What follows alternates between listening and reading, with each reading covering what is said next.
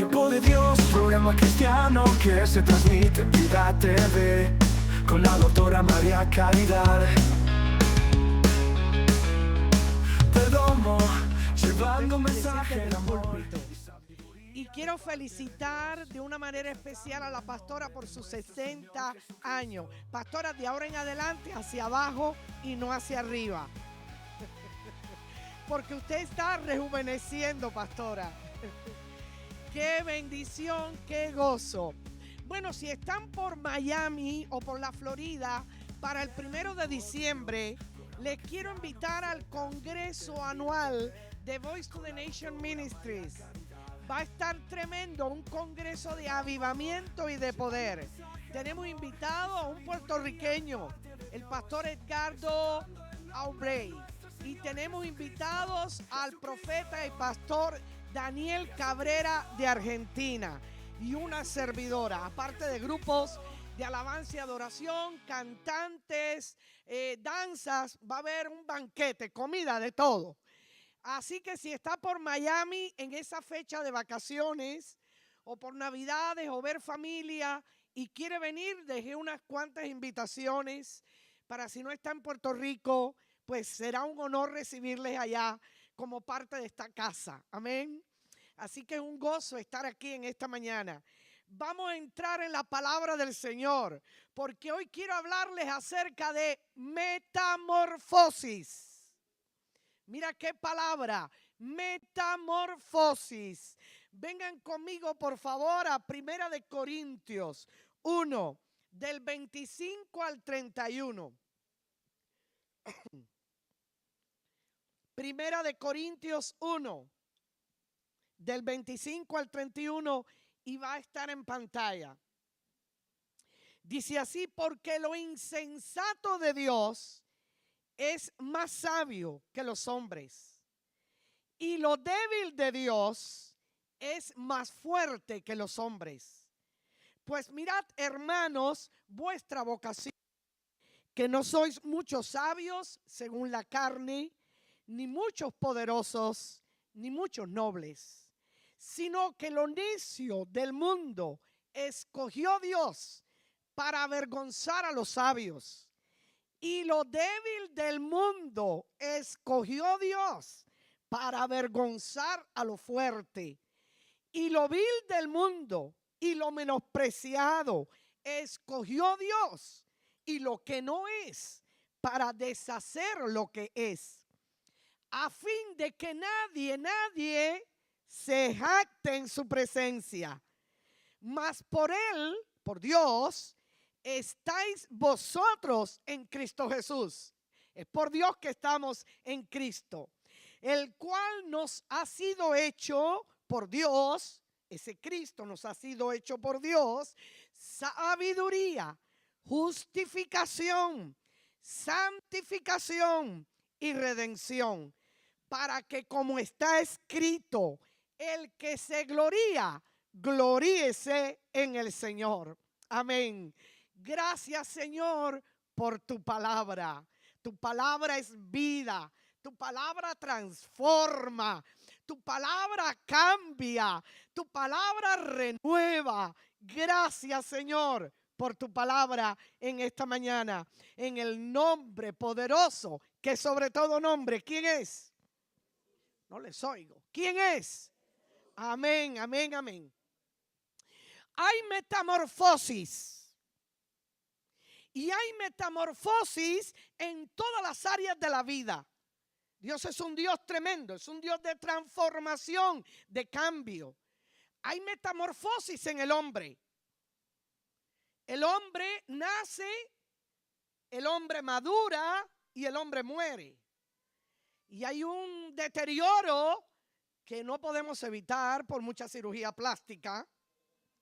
Hay un deterioro en el hombre. El hombre se va deteriorando. No quisiéramos que los años pasaran, pastora. Pero eso no pasa todavía, pastora. Todavía es una bebé. Y los años van pasando y hay transformaciones y las vamos notando en el cuerpo, las vamos notando en la manera de caminar, de andar. Como decía la pastora, todavía no ese es el tiempo para ella. 60 años estamos empezando. Pero qué cosa tan tremenda. El apóstol Pablo habla de estas transformaciones.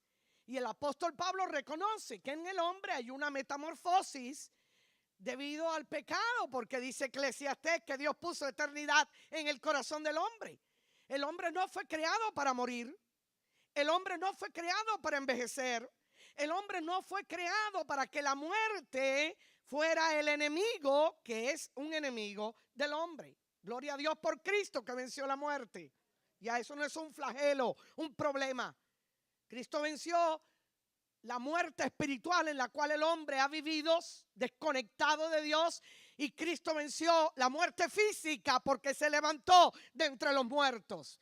Y dice la palabra del Señor que el Espíritu de Dios que levantó a Jesucristo de entre los muertos es el mismo Espíritu que vivificará nuestros cuerpos mortales por creer en Él. ¡Qué tremendo!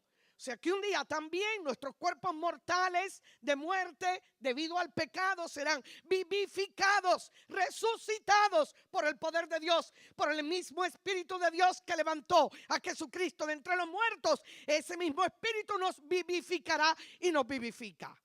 Dice la palabra del Señor, hablando Pablo acerca de esta metamorfosis o transformación. El apóstol Pablo habla del hombre exterior.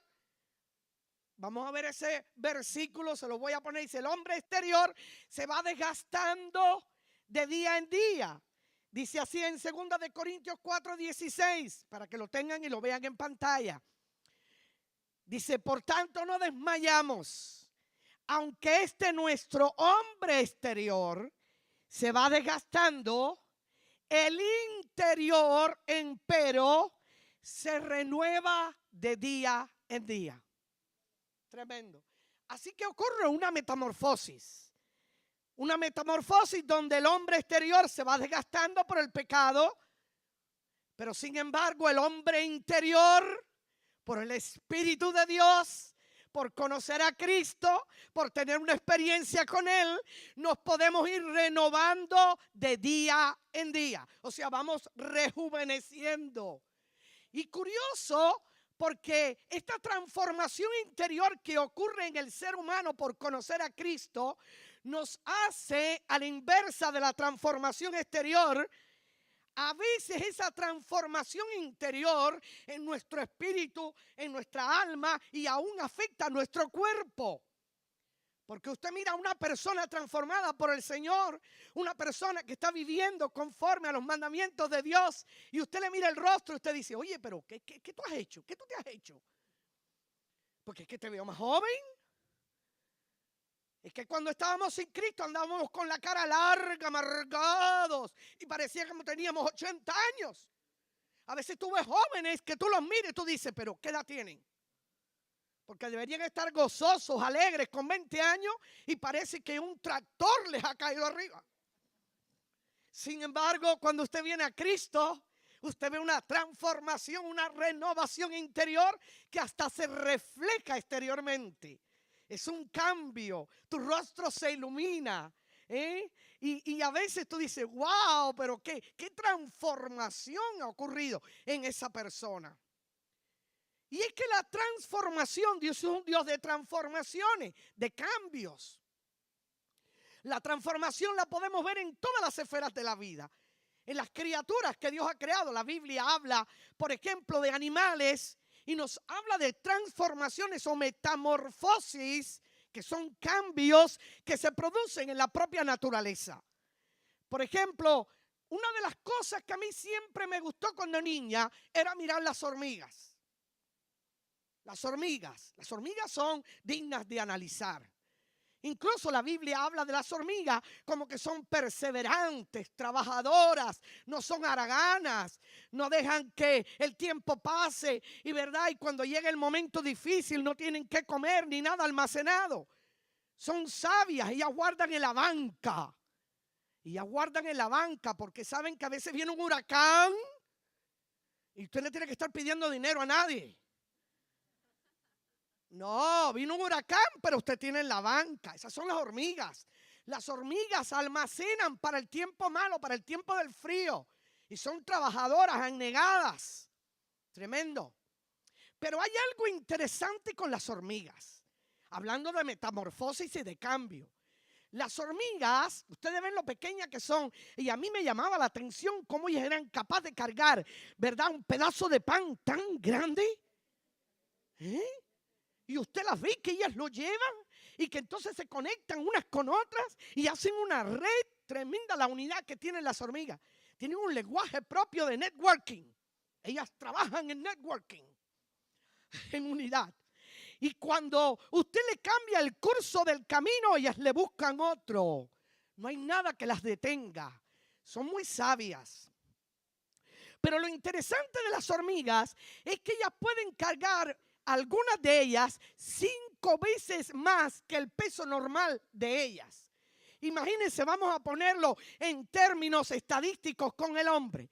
Si pesamos unas 160 libras, póngale 5 veces más su peso. Digamos unas 500 o 500 y algo libras. ¿Puede usted cargar 500 libras sobre usted? Les pregunto, ¿puede alguien aquí cargar 500 libras? Imposible.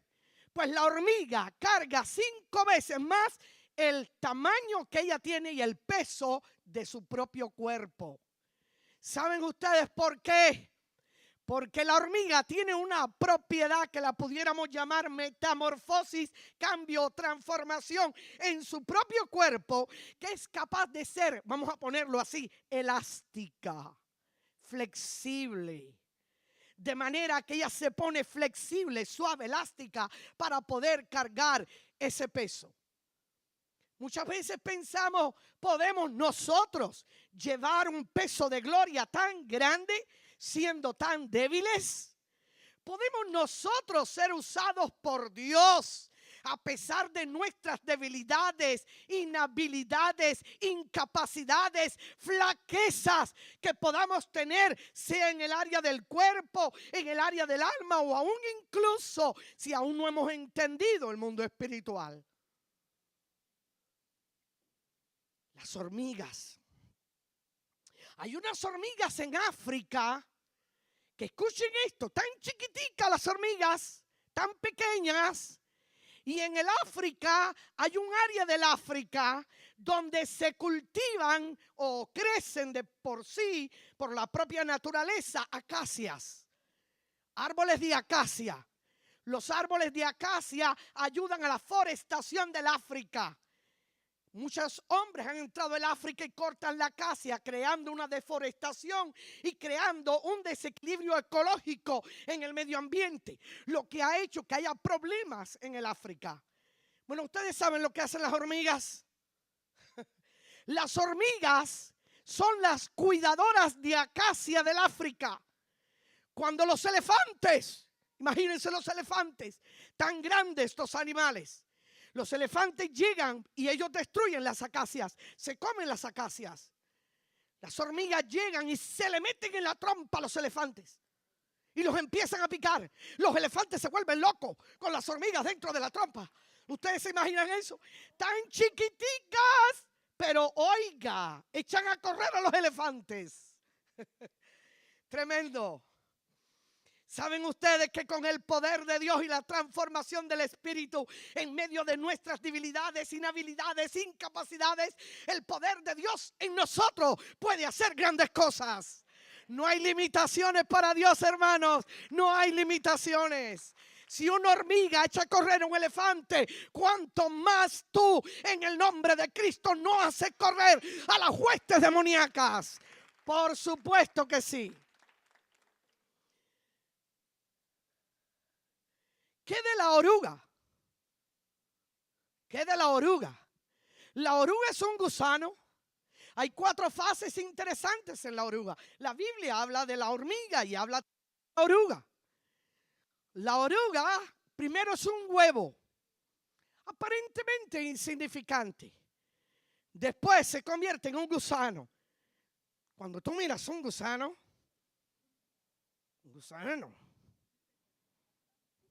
tan feo, tan asqueroso. A nadie le gustan los gusanos. Si tú ves un gusano en tu casa, un gusano en tu ropa, un gusano en tu alimento, ¿qué tú haces? Bota la comida. Yo no me como eso. un gusano. Eso se convierte, y vamos a ver en qué se convierte este gusano. Es un simple gusano. Muchas veces en la vida, quizás en tu pasado o aún en el presente, muchas personas te ven y te dicen, bueno, ¿qué podrás hacer tú? ¿Tú realmente crees que tú puedas? ¿Tú realmente crees, como decía la hermana en esta mañana? Nosotros hemos venido cargados y hemos venido atribulados. ¿Podremos pararnos en la plataforma y adorar a Dios? ¿Nos sentimos dignos? Muchas veces nos sentimos así, como un gusano, como una cosa que cualquiera puede pasar y aplastar. O le puede dar un pisotón. Y mira, se rompe de nada un gusano, porque es una oruga, una cosa insignificante, con un cuerpo frágil. Mira lo que dice la Biblia de la oruga, del gusano. Mira qué tremendo lo que dice, precisamente hablando de Israel. Dice así, y hablando de que es algo importante, este gusanillo insignificante lo compara el Señor con la nación de Israel. En Isaías 1 del 13 al 16 dice así: porque yo, Jehová, soy tu Dios, quien te sostiene de tu mano derecha y te dice, no temas, yo te ayudo. No temas, no temas, gusano de Jacob. Mira con qué lo compara. Tú te crees débil, insignificante. Está hablando a la nación de Israel. Muchas veces la nación de Israel la hemos visto como una cosita chiquitica y casi insignificante en el mapa, rodeada de países árabes, bombardeada por todos, criticada por todos, tenida en poco por muchos. No temas, gusano de Jacob, o vosotros los pocos de Israel. Yo soy tu socorro, dice Jehová. El Santo de Israel es tu redentor. He aquí que yo te he puesto a Israel, a ese gusano, por trillo nuevo, lleno de dientes. Trillarás montes y los molerás, y collados reducirás a tamo. Los aventarás y los llevará el viento y los esparcirá el torbellino. Pero tú te regocijarás en Jehová y te gloriarás en el Santo de Israel. Tu gusanillo serás un trillo de moler. Como una cosa tan insignificante Dios la quería levantar con tanto poder. Tremendo. Solo es la gracia de Dios la que puede levantar algo así. No es para jactarse, no es para gloriarse. Dice que nada me gloriaré, porque todo lo que tengo es porque Él está en mí y yo estoy en Él.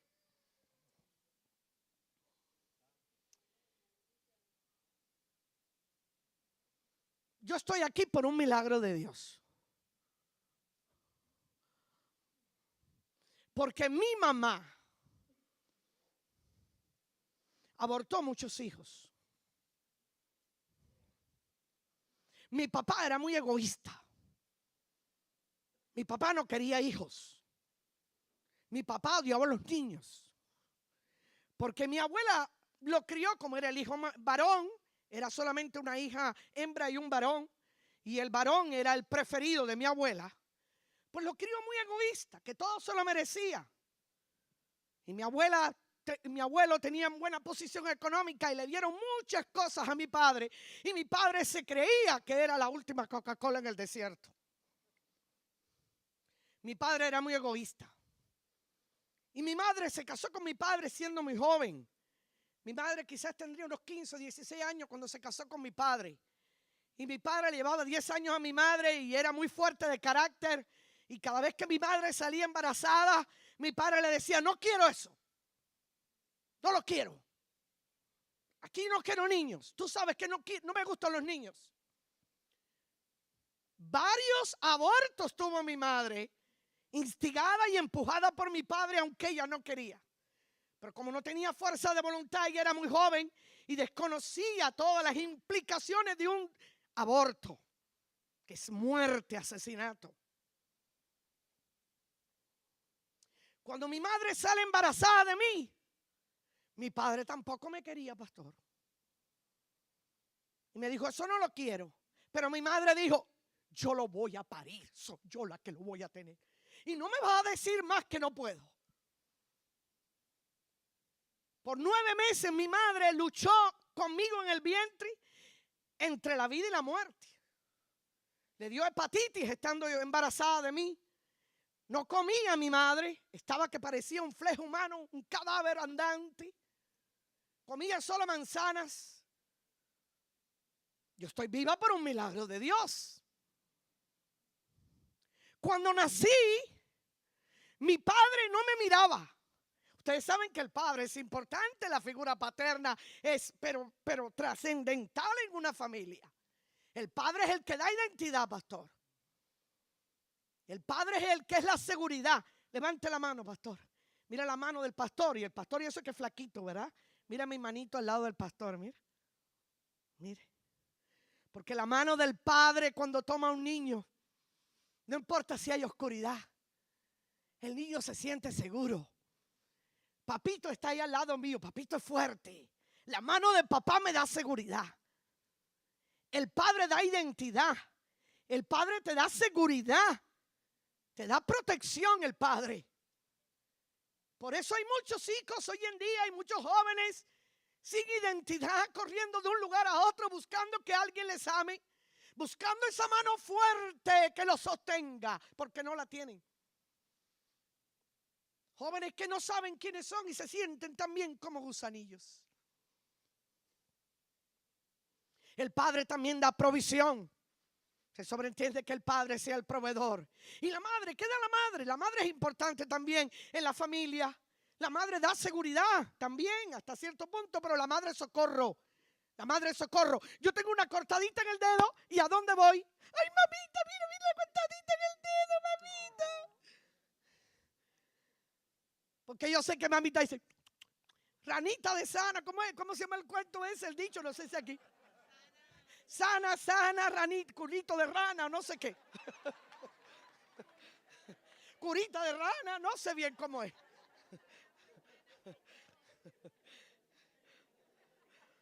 Yo sé que la mamá con eso ya calma al niño. Ya se calmó. Porque mamá me dijo algo. Mamá es socorro. Pero la identidad, la protección, la seguridad la da el padre.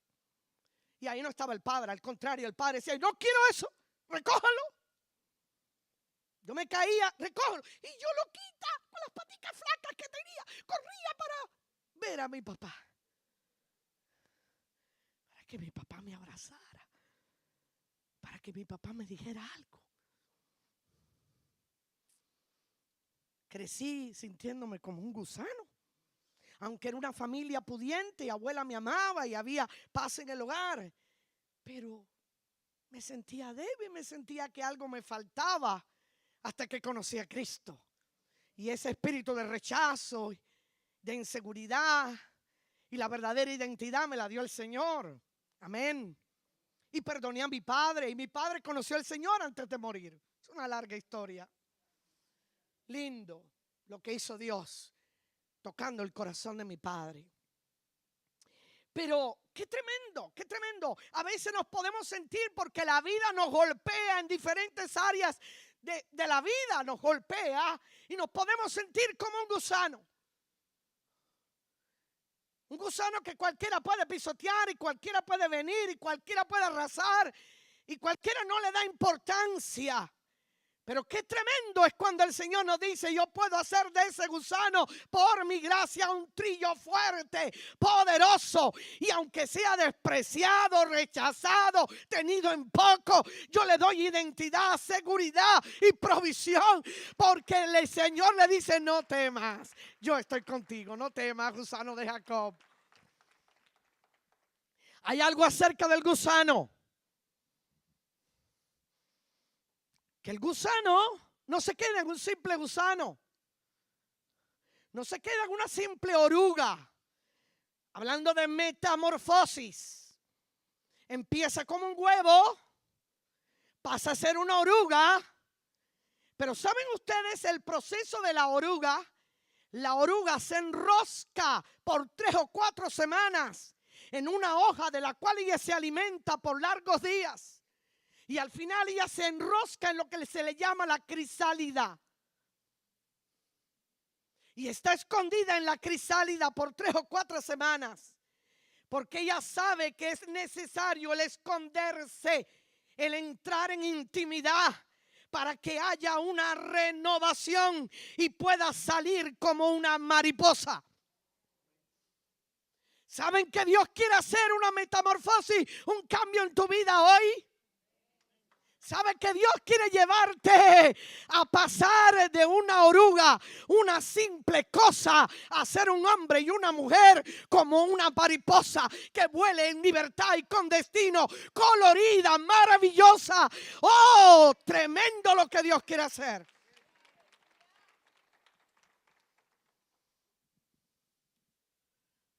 Una crisálida donde nos escondemos con Dios. Por eso es importante conocer a Dios, porque Dios hace transformaciones. Yo no soy la misma de lo que yo era. Y me imagino que muchos de ustedes pueden dar testimonio de la transformación que Dios ha hecho en tu vida a lo largo del caminar cristiano. ¿Eres tú la misma, hermana? Egna, ¿eres tú la misma? ¿Eres tú el mismo, Pablo? Somos los mismos. Yo a veces me asombro de todas las cosas que Dios ha hecho en mi vida. Como Dios me ha sanado, me ha lavado, me ha limpiado, como Dios me levanta, como Dios me ama, como Dios me usa. Yo misma digo, Señor, pero ¿qué tengo yo? Es que no es acerca de mí. Decía el apóstol Pablo, tengo este tesoro en vasos de barro para que la excelencia y el poder sea para Dios y no para nosotros. Por supuesto, Dios le da honra al vaso. Por supuesto, Él decora el vaso. Por supuesto, Él exhibe el vaso. Y Él no va a exhibir cualquier vaso, pastor. Un vaso feo, todo estar talado. ¿A quién se le ocurre ponerlo? Yo recuerdo cuando fui a Edcom. Allá en Orlando hay un parque que se llama Edcom, que muestra diferentes países. Y cuando llegué a Alemania, Hungría, había vasos enormes, tallados, dibujados, pintados. Cuando le miré el precio, muy lindo el vaso. $4,000, pastor. Pero los valía, eran vasos especiales. Dios honra sus vasos. Dice que le da honra a los vasos. Que incluso hay vasos de deshonra y vasos de honra. Él honra sus vasos. Pero siempre, nunca se nos olvide que el vaso tiene honra y brilla y tiene excelencia por el tesoro que está escondido en el vaso. Hay un tesoro. Y es el tesoro que el Señor ha hecho de transformación y de cambio, porque el cambio con Dios empieza dentro. Es el Espíritu de Dios trabajando en el espíritu del hombre. No es una transformación solo exterior. La transformación, como decía Pablo, me voy renovando de día en día. Voy de gloria en gloria. Camino hacia la imagen del Hijo de Dios. Es una transformación diaria. ¿Saben ustedes otro de los animales que me encanta hablando de metamorfosis y de cambio? El águila. El águila. El águila vive a un aproximado de 70 años. Pero a los 40 años del águila, el águila ya perdió vitalidad. Ya sus plumas no tienen la misma fuerza ni el mismo colorido. Ya no puede volar a la misma velocidad que volaba. Ya sus ojos necesitan una renovación. Su pico no es capaz de agarrar presas ni sus garras como antes. Déjenme decirles algo del águila. El águila es capaz de ver a una liebre a 5 kilómetros de distancia. El águila tiene un tercer párpado. Es capaz no solamente de mirar al frente, de mirar al lado, sino incluso de mirar hacia atrás. Yo puedo mirar así con mi cabeza derecha y con el rabillo del ojo, quizás solo la columna que está ahí. No sé cómo hace el águila para voltear los ojos y ver lo que está atrás. Pero lo ve. 20/20. Tiene de visión el águila. ¿Saben ustedes que el águila ve en colores? El ser humano ve en colores. Todos los demás animales ven en blanco y negro. Pero el águila ve en colores. Por eso es que el Señor habla de Él mismo como un águila que revolotea la nidada. Dice la palabra que el Señor como un águila viene y revolotea la nidada. Y también habla de nuestras propias vidas como águila siendo transformada en una metamorfosis por el poder de Dios. El águila. El águila, escuchen bien lo que hace el águila. Cuando los vientos son fuertes y vienen contra ella, el águila no lucha contra los vientos. No, el águila es sabia. El águila aprovecha los vientos para dejar llevarse y llegar a su destino. Ese es el águila. Cuando los fuertes vientos vienen y las tormentas son muy fuertes, que van a destrozar su cuerpo, el águila se va por encima de los vientos. Los vientos están debajo y ella está por encima, elevándose por encima. Nada puede destruirla. Así tenemos que aprender los cristianos. Por algo el Señor nos habla de las águilas. Tenemos que aprender a tener una visión 20/20. A veces somos hipermetrópicos.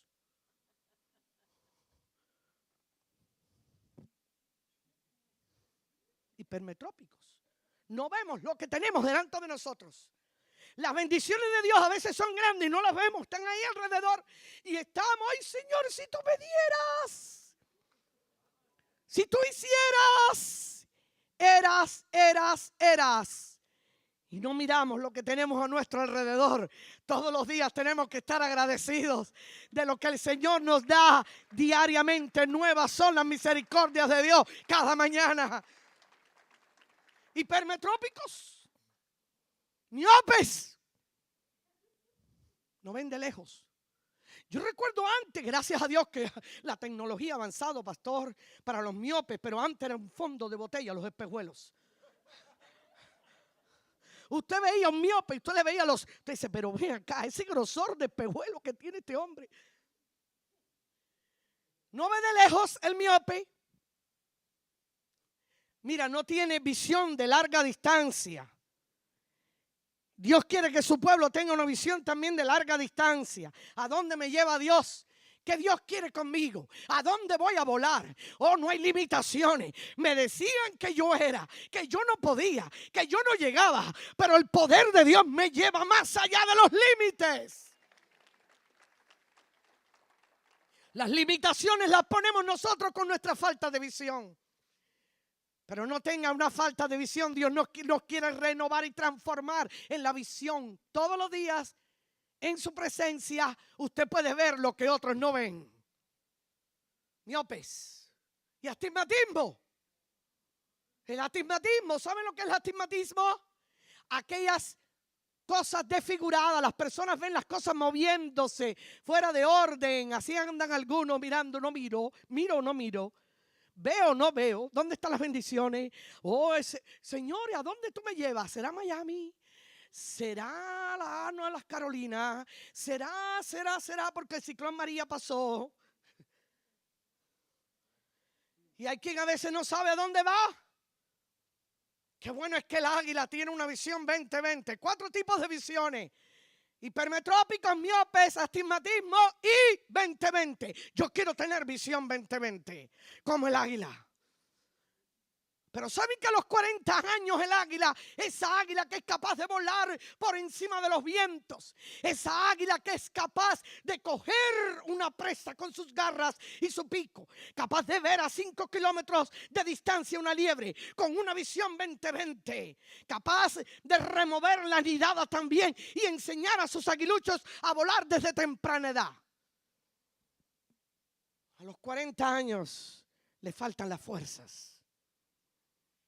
A los 40 años se siente cansada. A los 40 años ya no tiene el vigor de antes, ni las fuerzas físicas, y vamos a hablar en términos espirituales, ni a veces las fuerzas espirituales.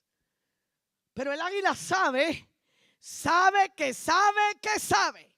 que necesita metamorfosis, necesita cambio, necesita transformación. Y ella no se queda paralizada, ella va al aprisco más alto que puede encontrar. Y allá en lo alto de la montaña, el águila comienza lo que yo le llamo el proceso de desnudamiento. Despojaos del viejo hombre que está viciado conforme a los deseos engañosos, dice la palabra en Efesios. Renovaos en el espíritu de vuestra mente y vestíos del nuevo hombre que es conforme a la imagen del Hijo de Dios. Un desnudamiento es como cuando tú te quitas una ropa vieja. Tú no puedes seguir con la ropa vieja del ayer. Ropa sudada para el laundry. Ropa limpia. Todos los días, queridos hermanos, en la presencia de Dios, tiene que haber una metamorfosis, tiene que haber un cambio. Y cuando venimos a la presencia de Dios, Dios empieza a transformarnos, a cambiarnos, a renovarnos, a mostrarnos cosas. A veces estamos llenos de resentimiento, amargura, rencores, envidia, celos, contienda, desunión, división en nuestros propios corazones, con nuestra familia. Y a veces el Espíritu de Dios en lo secreto nos tiene que mostrar cosas. El otro día el Señor me mostró algo interesante acerca de mí misma. Yo nunca pensé que eso estuviera en mí. Pero como el Espíritu hace cosas tremendas. Estaban hablando del perdón. ¿Cuántas veces yo no he perdonado?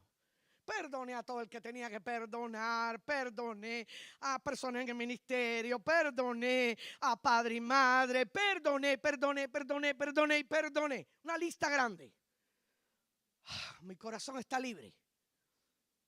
Pero ¿saben ustedes lo que pasó? Estaba yo allí orando a solas con el Señor. Y habían hablado de perdón. Y dije, Señor, tráeme a memoria. Si me falta alguien por perdonar. Y ustedes se van a quedar asombrados. ¿Quién Dios trajo a mi memoria? La maestra de primer grado. Oigan esto. La maestra de primer grado se llamaba Yoyita. Bueno, ese era el nombre de pila que le daban. Yoyita. Nunca se me ha olvidado ese nombre. ¿Cómo se me va a olvidar? Ya está muerta Yoyita. Pero ¿saben ustedes lo que me hizo Yoyita? Porque era una niña muy inquieta. Bien me lo merecía. Muy inquieta. Como yo andaba en la casa y abuelita me consentía.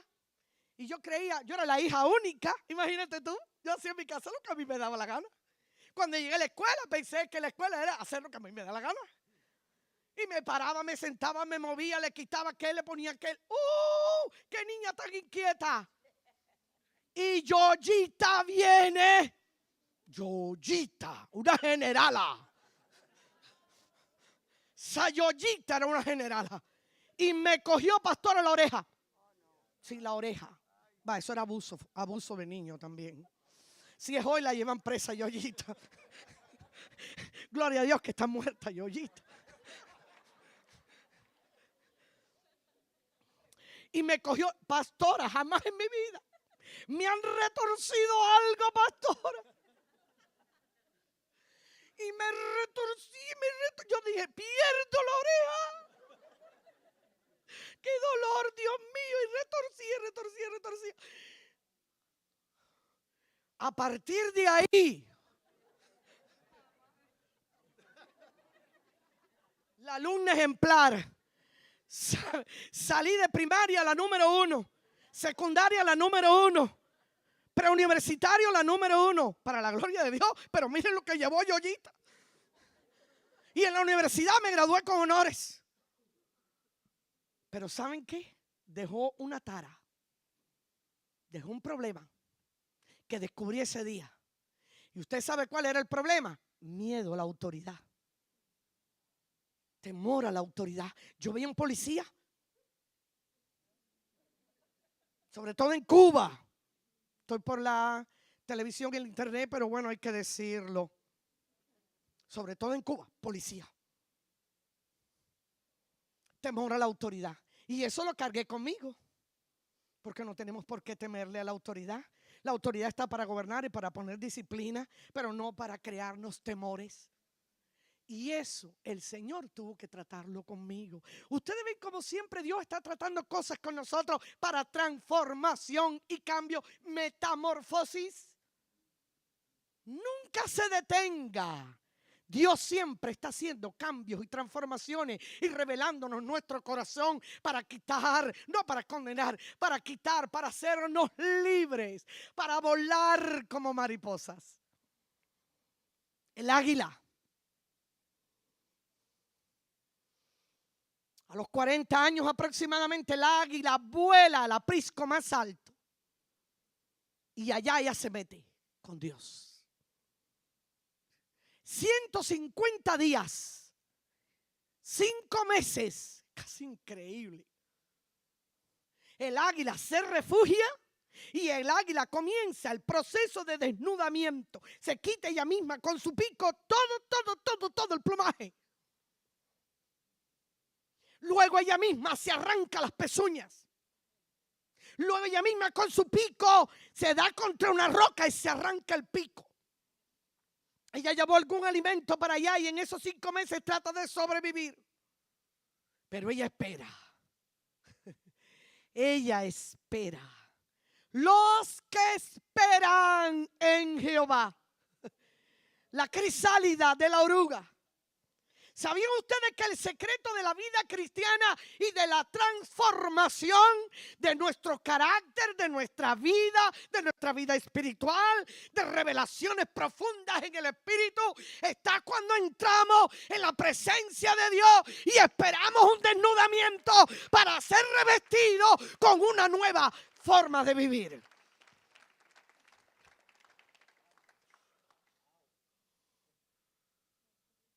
Cambios. Dios quiere establecer cambios. Los cristianos que no cambian se enquistan, se momifican, se petrifican. Y Dios no llama a cambios. Dios no quiere que tú permanezcas como una oruga que todo el mundo puede pisotear. O que tú no te das valor a ti mismo, o que no entiendes tu identidad en el Señor, o que no has comprendido que Él es tu proveedor, tu amante, que te quiere convertir de un gusano, una simple oruga, en un trillo poderoso, en una mariposa libre, en un hombre y una mujer con visión, que no tenga una visión, mira, miope, sino tenga una visión 20-20, capaz de ver más allá de tus límites.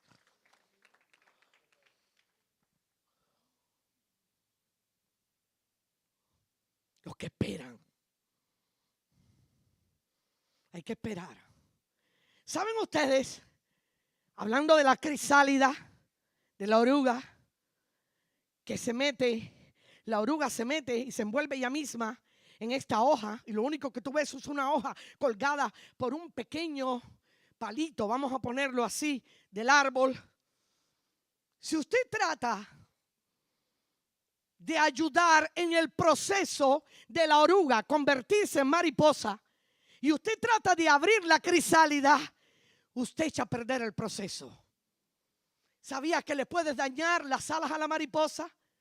¿Sabía que puedes matar la mariposa que está a punto de salir? Por eso muchas veces nos apresuramos a hacer cosas cuando Dios nos dice, espera. Espera. Para algunos 3 o 4 semanas, para otros 5 meses, para otros quizás 1 año. A Abraham le costó 25. El Señor le dijo, espera y verás un hijo. Espera y verás la bendición mía. ¿Tú quieres bendición, pueblo de Dios? ¿Queremos bendición?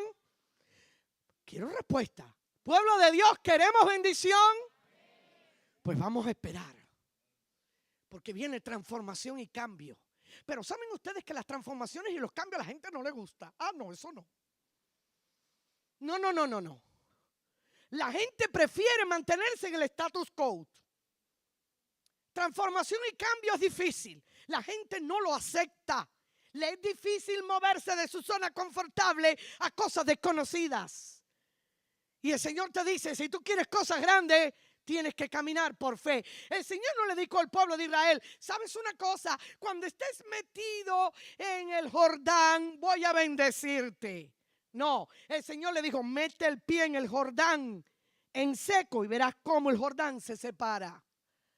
El Señor le dijo a Moisés, camina, marcha, y cuando entre y tires la vara es que se va a abrir y se va a separar el mar rojo. O sea, el Señor no te dice, vas a obtener cuando ya tú crees que todo está hecho. No, anda en fe, pero espera en mí. Para transformaciones y cambios tenemos que romper el status quo. Y los cambios nos cuestan. No nos queremos mover a cambio. Pero el Señor dice, y hoy mencionaba el pastor Pablo, él mencionaba de que tenemos que renovarnos y entregarnos como un sacrificio vivo, santo, agradable a Dios. Los que esperan. Tú no puedes romper el proceso, acelerar el proceso, tratar de hacerlo a tu manera, porque estamos trabajando con nuestras fuerzas.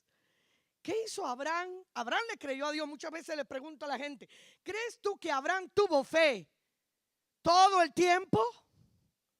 Los 25 años de su vida, ¿tuvo fe?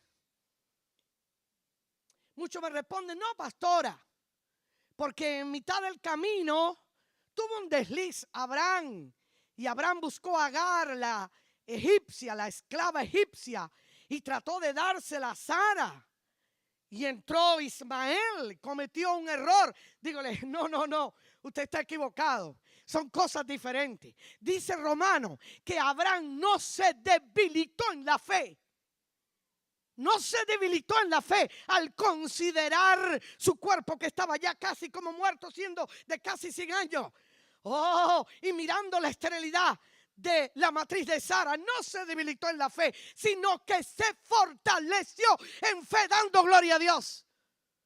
Abraham nunca falló en la fe. Abraham le creyó a Dios.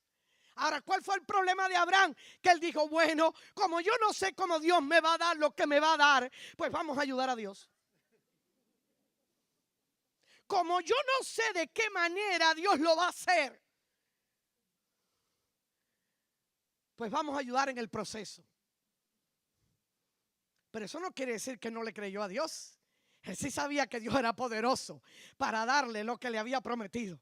Lo dice la palabra en Romano, que él creyó que Dios era poderoso para darle todo lo que le había prometido. Ahora, ¿cómo me lo va a dar? Eso no lo sé yo. Y ahí está el problema de nosotros. Metemos la mano con nuestra fuerza, con nuestra inteligencia, con nuestras habilidades, cuando debemos esperar en Dios. Las transformaciones vienen por Dios. Pero tenemos que esperar en Dios. Usted no puede abrir la crisálida. Mata la mariposa. No trates de abrir la crisálida. No trates de acelerar tiempos. No trates de hacerlo a tu manera, porque estamos actuando con fuerzas humanas. Pablo decía, Señor, todo lo puedo. Sé que soy débil. Y el Señor le dijo, en tu debilidad bástate mi gracia, porque mi poder se perfecciona en tus debilidades. Y él entendió que él todo lo podía, pero lo podía en Cristo, no en él.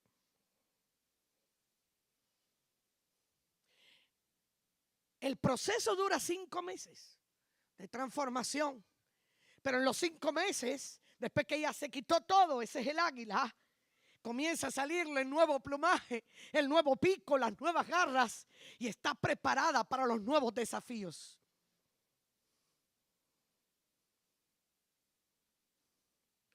Todo es acerca de él, no acerca de mí. El gran problema del creyente que siempre se está mirando a sí mismo, sus debilidades, sus inhabilidades, lo que yo no puedo hacer. Incluso se condena a sí mismo. Siempre está condenándose.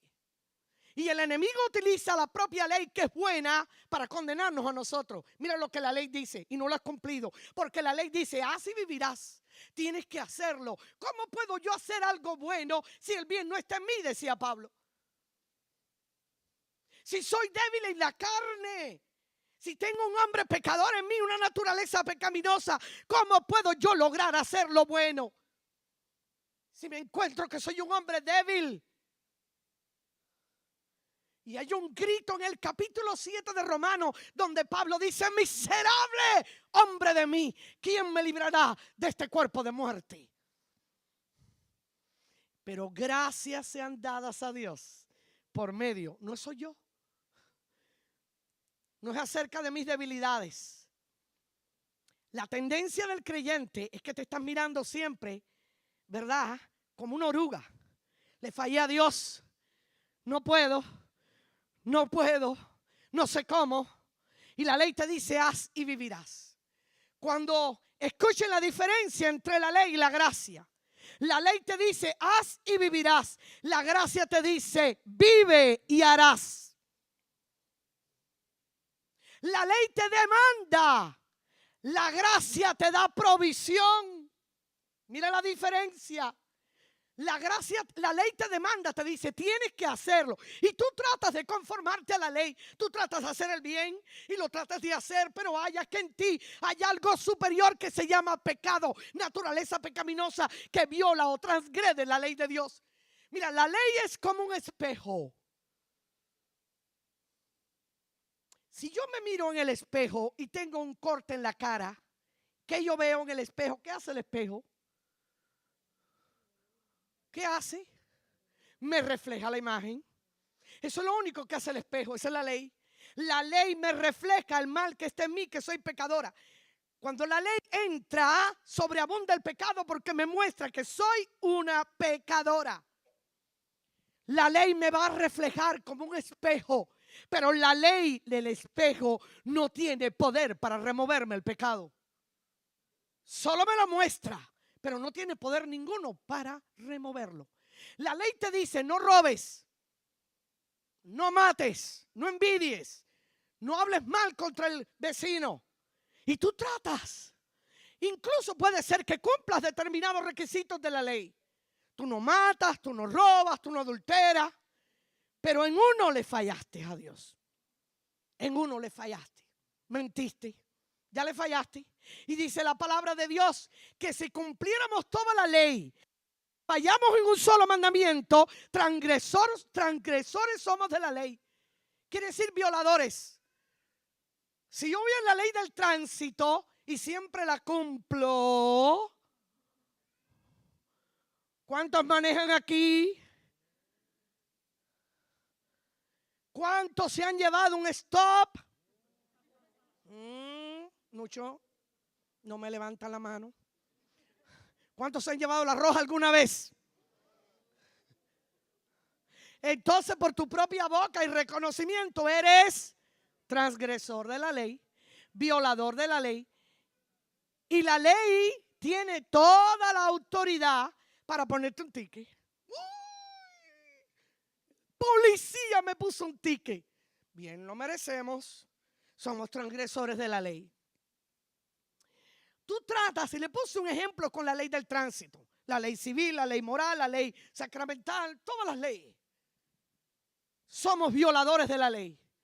Y tratamos con nuestras fuerzas, escuchen bien, miren lo que es la ley, de quitar eso que hay en mí. ¿Cómo me lo quito? ¿Cómo? En la ley me refleja que soy pecador, pero encuentro que el pecador que está en mí, por mucho que me trate de conformar a la buena ley de Dios, a la justicia de Dios, a los parámetros de Dios, rompo, violo o transgredo la ley de Dios. Por lo tanto, nos pone a todos en la categoría de pecadores. La ley te dice, y la ley es buena, lo dice Pablo, pero la ley es ineficaz para arrancar el pecado que está en mí. Entonces, ¿cómo lo hago? Si encuentro que en mí hay un pecador y no quiero ser así. Porque no es con tu fuerza, hermano. Para eso estamos hablando, el pastor habló hoy tremendamente del Espíritu. Estamos bajo otra ley. No es la ley que me condena. No es la ley que me exige. No es la ley que me dice haz y vivirás. Es la ley del espíritu de vida que trabaja en el interior del hombre. Lo que yo no puedo hacer con mi fuerza, la ley del espíritu de vida trabajando en mi espíritu me dice: mira, tú no tienes que hacer, yo te imparto. O tú no te puedes dar vida a ti misma, yo te doy vida. Tú no te puedes transformar, tú no puedes crear metamorfosis en tu propio corazón. Soy yo el que hago la cirugía. No solamente te perdono los pecados, sino te doy el poder contra el pecado.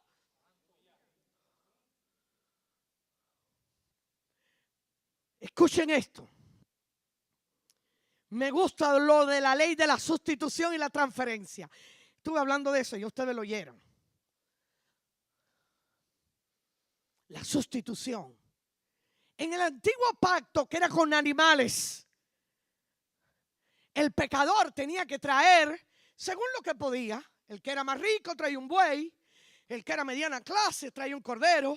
El que era muy pobre traía un palomino. Pero nadie podía venir delante del Señor con las manos vacías, porque todos tenían que traer algo por su pecado. Una ofrenda para que hubiera redención. Por ejemplo, el cordero, la mayoría traía un cordero. ¿Qué hacía el sacerdote? Estamos hablando del antiguo pacto, cuando todo era por animales, pero es una tipología o una sombra que proyecta. Esta es la ley, la época de la ley, pero que proyecta lo que tiene que ver con la gracia. El sacerdote traía un cordero, ¿ok? Perdón, el pecador traía un cordero. ¿Ustedes creen que el sacerdote miraba al pecador? Para nada. Tú dices, pero este acabó de traer el cordero y en vez de... No le importaba el pecador. A él le importaba el sustituto que iba a ocupar el lugar del pecador.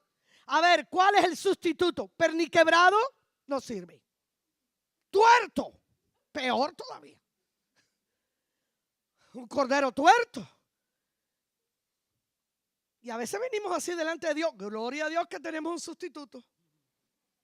Venimos tuertos, mancos, perniquebrados, dolidos, quebrantados, hechos leñas.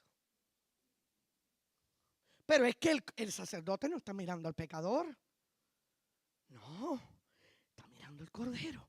A ver, ¿es el cordero perfecto? ¿Tiene alguna mancha? ¿Tiene alguna torcedura? No hay nada en él. Impecable el cordero. Gloria a Dios. Sustituto perfecto. Entonces, escuche bien lo que ocurría. El mismo pecador que traía el cordero tenía que cortarle con un cuchillo la cabeza al cordero. Porque es nuestro pecado quien llevó a Jesús a la cruz, quien hizo que Él derramara sangre. Es tu pecado. Él va a ser un sustituto.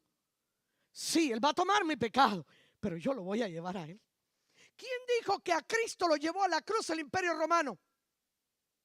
Nada, eso estaba escrito desde la fundación del mundo. A esto vine, yo pongo mi vida y tengo poder para ponerla y tengo poder para volverla a tomar. A mí nadie me la quita, yo de mí mismo la pongo. ¿No fueron los judíos los que llevaron a Jesús a la cruz? ¿Saben quién llevó a Jesús a la cruz? El pecador. El pecado. Así que le cortaban la cabeza y entonces el sacerdote recogía la sangre, esparcía la sangre en el santuario y todo era limpio. Curioso, este cordero se convertía en un sustituto. Ahora, este cordero que vimos en el antiguo pacto es el cordero que es la persona de Jesús. No vamos a ampliarle mucho, solamente rápidamente decirle. Cordero de Dios que quita el pecado del mundo. ¿Quién llevó a Jesús a la cruz? Nosotros. ¿Quién hizo que Él muriera? Nosotros. ¿Quién esparció la sangre para que seamos limpios?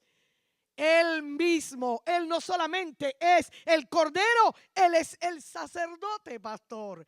Mira, Él entró con la ofrenda, era el sacerdote el que entraba con la ofrenda. Él entró con la ofrenda a Dios y la puso en el lugar, ¿verdad? Del quematorio, del lugar del sacrificio. Era el sacerdote el que hacía eso, no el pecador. El sacerdote cogía esa ofrenda y la quemaba toda en el lugar del sacrificio. ¿Quién entró al santuario de Dios llevando ofrenda? Cristo, sumo sacerdote. ¿Quién es al mismo tiempo sumo sacerdote y ofrenda? Cristo. Cristo es sumo sacerdote y es ofrenda. Cristo es rey y es siervo. Cristo es pastor y es oveja. Y entró. Así que hay sustitución. Alguien ocupó tu lugar y tú sales absuelto. Una sustitución. Alguien ocupó el lugar de muerte. La paga del pecado es muerte. Alguien ocupó tu lugar. Respiro. Yo me sentía condenada, ahora me siento libre. Yo me sentía acusada, ahora me siento libre. Hubo una sustitución, pero es que no solamente ocurrió una sustitución con ese cordero, ocurrió una transferencia. Ese cordero, escuchen bien, el Hijo de Dios murió por nosotros, murió en debilidades para hacerte fuerte. Tú le diste a él las debilidades y él te dio su fortaleza. Una transferencia. Hay una transferencia cuando Él te dio de sus riquezas y tú le diste tus pobrezas, tus miserias humanas. Él te sacó perdonado, absuelto. Una transferencia, justo, justificado. Y Él se hizo carne de pecado. Siendo justo, tomó el lugar de pecadores. Pero te sacó a ti con una transferencia. Yo te doy vida. Oh, yo era pobre, me enriqueció. Yo era débil, me fortalece. Por eso dice la palabra de Dios que lo necio del mundo escogió Dios para avergonzar a los sabios. Lo débil del mundo escogió Dios para avergonzar a los fuertes. Lo pobre del mundo escogió Dios para avergonzar a los ricos. Así que yo era débil. O soy débil y le di mi pobreza, mis debilidades, mis incapacidades. Y Él me sacó fortalecida. Transferencia. Lo que se llama en la escritura kenosis y plerosis. Él se despojó, dice que siendo en forma de Dios, no se aferró el ser igual a Dios, sino que se despojó, se quitó un manto de justicia, un manto de poder, un manto de gloria. Y me lo puso a mí, hermana. Lo que se llama la plerosis en griego. Se quitó se despojó esquenosis, se quitó transferencia y me dio. Ahora ocurre kenosis y plerosis en mí también. Ocurre en mí también una transferencia. ¿Y cuál es la transferencia que ocurre en mí? Yo tomo mis debilidades y se las doy a Él. Por lo tanto, concluimos. Una gran explicación, pero yo estoy sintetizándosela. Concluimos. Escuchen bien, no depende de ti. No depende de tus fuerzas. No depende de tus habilidades. Es más, Dios usa las mismas debilidades tuyas para mostrar su gloria. Pablo decía, cuando soy débil, soy fuerte. Y en cierta ocasión le digo, Señor, quítame este aguijón, esta circunstancia, este mensajero de Satanás que me abofetea. Y el Señor le dijo, no te lo voy a quitar, bástate mi gracia, porque mi poder se perfecciona en tus debilidades. No te voy a quitar eso que te estorba, es más, te lo voy a dejar, porque a través de eso cambio tu carácter, a través de eso modifico tu vida, a través de eso traigo metamorfosis, a través de eso cambio quién tú eres.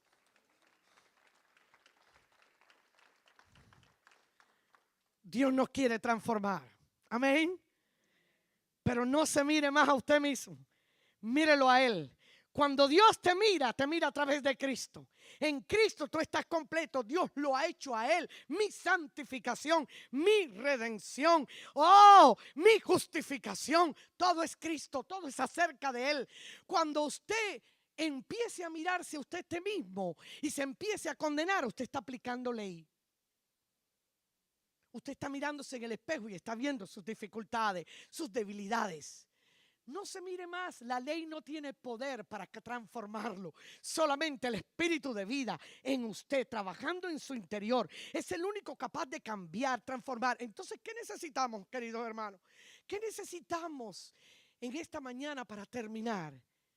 Entrar en su presencia, conocerlo a Él.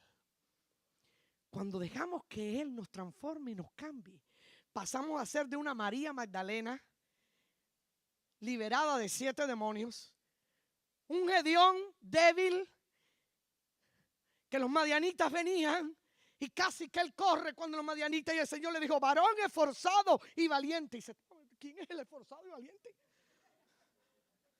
¿Dónde está el esforzado y valiente?